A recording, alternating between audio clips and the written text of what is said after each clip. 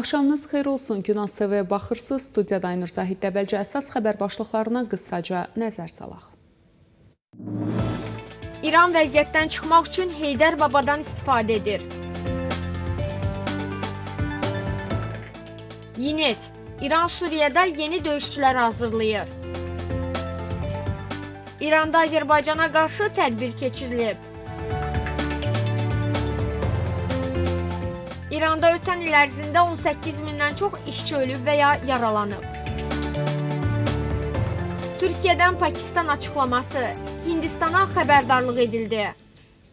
İndi isə daha ətraflı. İran prezidenti Məsud Pezeşkiyanın Azərbaycan Respublikasına bir günlük səfəri rəsmi və siyasi tərəfləri ilə yanaşı başqa məqamlarla da yadda qaldı. Onun Azərbaycan prezidenti ilə səmimi görüşü, ənənəvi olaraq Şəhriyarın Heydər Babaya salam qoymasına, bir neçə bənd şeir oxuması, Azərbaycanlıların bir qisminin ona qarşı marağının artmasına, təqdir paylaşımları etməsinə səbəb oldu. Rəsmi görüşlərin keçirilməsindən sonra isə Bakıda yaşayan İranlılarla görüşən Məsud Pezeşkiyan, görüşün qeyri-rəsmi olmasına baxmayaraq farsça çıxış edib. Şəhriyarı Heydər Babanı ümumiyyətlə yada salmayıb. İran dövlətinin özündən əvvəlki İran prezidentinin ümumi iddialarını səsləndirən Ağay Pezeşkiyan, Nizami Gəncəvinin bu torpağa aid olduğunu desə də, onun əsərlərində bircə beyt türkçə şeir olmadığını, bütün əsərlərini fars dilində yazdığını xüsusi vurğulayıb. İran prezidenti bununla da kifayətlənməyib. Hər zaman olduğu kimi iki başlı danışaraq Azərbaycanın tarixən İranın tərkib hissəsi olduğunu, sonra da qoparıldığına dolayı işarə edib. O, İranın keçmiş rəhbəri Ruhullah Xameyninin və indiki rəhbəri Əli Xameyninin siyasi ideoloji siyasətinin əsas aparıcı xətti olan vahid İslam ümməti nəzəriyyəsinə uyğun olaraq Azərbaycanlıların da min illər boyu İranla bir mədəniyyət, bir güc, bir ümmətə aid olduqlarını bildirib. Görünən odur ki, İran prezidenti Azərbaycanlıların Məhəmməd Hüseyin Şəhriyara sevgi və sayğılarından istifadə edərək, onun şeirlərinə sığınmaqla həm İranda yaşayan Azərbaycanlılar, həm də Azərbaycan Respublikası vətəndaşlarının duyğularından siyasi məqsədlər üçün istifadə edir. Bundan əvvəl İran rəhbəri Əli Xameyni də onlarla dəfə Şəhriyarın və başqa Azərbaycan şairlərinin türkçə şeirlərini oxuyub. Türk dilinə sevgi ifadə etsə də, bu dilin rəsmiləşdirilməsi, tədris olunması ilə bağlı heç bir addım atmayıb. Azərbaycan Respublikasına qarşı münasibətdə səmimi olmayıb. Pezeşkiyanın türkçə şeir oxuması həm də Azərbaycanın strateji müttəfiqi olan Türkiyənin prezidenti Rəcəb Tayyip Ərdoğanın Azərbaycanlılar arasında olan nüfuz və təsirini azaltmağa hesablanmış hərəkət kimi qiymətləndirmək olar. Ona görə ki, Ərdoğanın Arazı ayırdılar şeirini oxuması İranda türklər arasında böyük rəğbətlə qarşılansa da, İran mediası və rəsmilərinin hiddətinə səbəb olmuşdu. Onlar bunu Türkiyənin İranda Azərbaycanlılara dil vasitələrindən istifadə edərək təsir etmək cəhdi kimi dəyərləndirmişdilər. Eyni halda həm də İran dövləti Azərbaycan Respublikasına özünü itirilmiş tarixi ərazisi kimi baxır. Onlara görə Cənubi Qafqaz, xüsusilə Azərbaycan Respublikası Çar Rusiyası tərəfindən müharibə yolu ilə İrandan qoparılıb. Buna görə də etnik mənsubiyyətindən asılı olmayaraq İran rəsmiləri Gülüstan və Türkmənçay müqavilələrini İran torpaqlarının itirilməsinə səbəb olan faciə kimi qəbul edir. Şəhriyarın ayrılıq şeirinə bu niyyətlə müraciət edirlər. Xatırladaq ki, 2019-cu ildə İranın o vaxtki prezidenti Həsən Ruhani inqilabın 40-cı il dönümü münasibəti ilə keçirilən mərasimdə həmin məsələyə toxunmuş və Qafqazın İrandan qoparılmasının səbəbkarı kimi Qacar sülaləsini xain adlandırmışdı. İndiki prezident Məsud Pezeşkiyan isə Həsən Ruhaninin bu fikrini başqa formada Şəhriyarın şeiri ilə Azərbaycanlıların xoşuna gələcək şəkildə yenidən bəyan edib. İran prezidentinin Şəhriyardan şeir oxumasını onun İran dövlətini parçalayaraq bütün Azərbaycan dövləti qurmaq istəməsi kimi deyil, sadəcə bütöv Azərbaycanın İran tərkibində qurulmasını arzulaması kimi qəbul etmək olar. Yuxarıda da qeyd olunduğu kimi Pezeşkiyandan əvvəlki prezidentlərin və başqa dövlət rəsmilərinin də çıxışları bu mənada olub. Bunu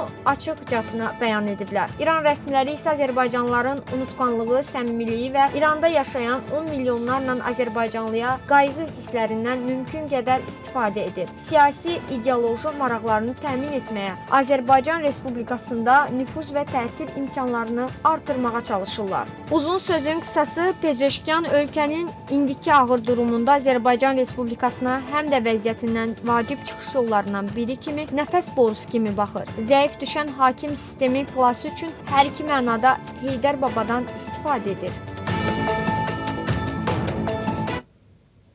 Davam edirik. İsrailin Ynet nəşri bildirir ki, Suriyalı keçmiş döyüşçülər İraqın İran nəzarətində olan düşərgələrində yenidən qruplaşır.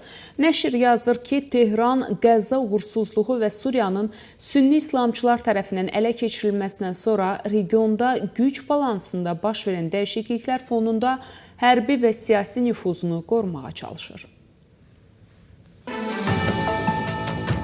İran keçmiş prezident Bəşər Əsədin devrilməsindən sonra Suriyada hərbi təsirini səssizcə bərpa edərək rejimin keçmiş tərəfdarlarını İraq səhrasındakı ucqar düşərgələrdə təlim keçərək yeni İran tərəfdarı döyüş qüvvəsi formalaşdırır. Bu prosesdə İraq şiə silahlı dəstələri Sepah zabitlərindən istifadə olunur. Hərbiçilər və şahidlər bildirirlər ki, bu cür təlim düşərgələri Suriyanın sərhədinə yaxın yerləşən İraqın qərbindəki Ənbar səhrasında yaradılıb. Qeyd edək ki, Əsəd rejiminin Suriyada süqutundan sonra ona sadiq olan bir neçə hərbi bölmə İraq sərhədinə qaçıb. Onlar özü ilə birlikdə zirehli texnika, BTR-lər, tanklar və artilleriya da daxil olmaqla silah və hərbi texnika gətiriblər. Ynetin qeyd edir ki, İraq hakimiyyəti bu silahları Ənbar səhrasında müsadirə edib və döyüşçüləri bir neçə vilayətdə yerləşdirib.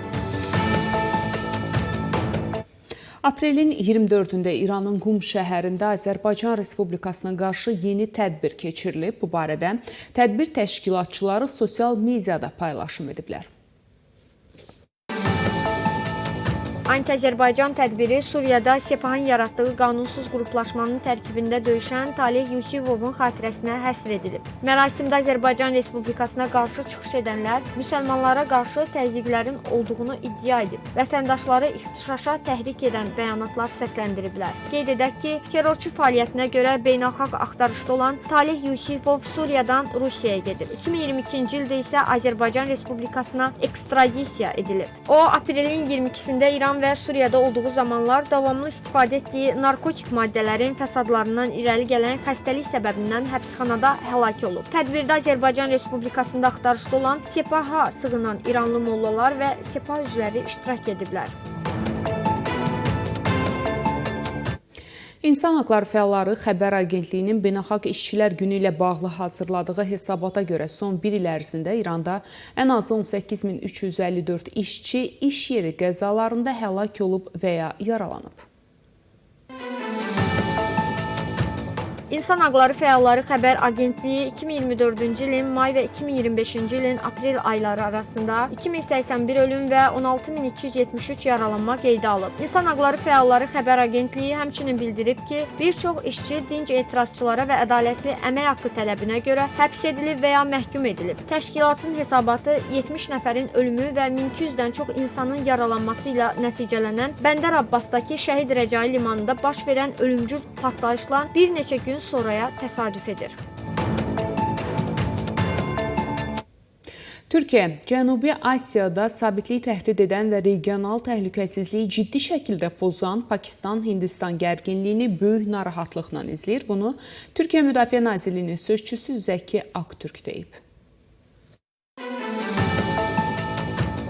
Zəki Atatürk bildirib, iki ölkə arasında ritorika və hərbi müstəvidə artan gərginliyin təkcə region xalqlarını deyil, həm də bütün beynəlxalq ictimaiyyəti təhdid edən nəticələri ola bilər. Ona görə də Hindistanın məsuliyyətli davranması, gərginliyi artıra biləcək addımlardan qaçması, beynəlxalq hüquq və diplomatiya çərçivəsində hərəkət etməsi mütləqdir. Türkiyə qardaş Pakistanın qanuni təhlükəsizlik narahatlıqlarını anlayır, tərəflərin sülh yoluna üst tutmasını və beynəlxalq ictimaiyyətin bu prosesdə konstruktiv rol oynamasını gözləyir.